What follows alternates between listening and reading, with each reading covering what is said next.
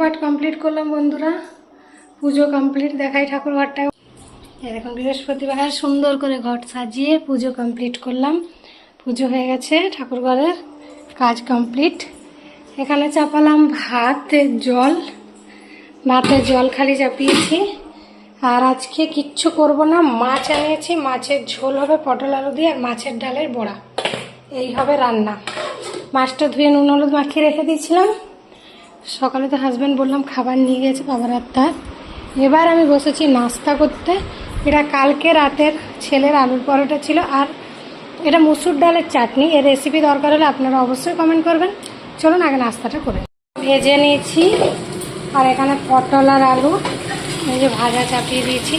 পটল আলু দিয়ে মাছের ঝোল করবো, একটা তরকারি ভালো করে করলেই হয়ে যাবে। আর মাছের ডিমের বড়া বানাবো, আমার খুব প্রিয় মাছের ডিম। আর এখানে তো ভাত ফুটছে, ভাত চাপিয়ে দিয়েছি।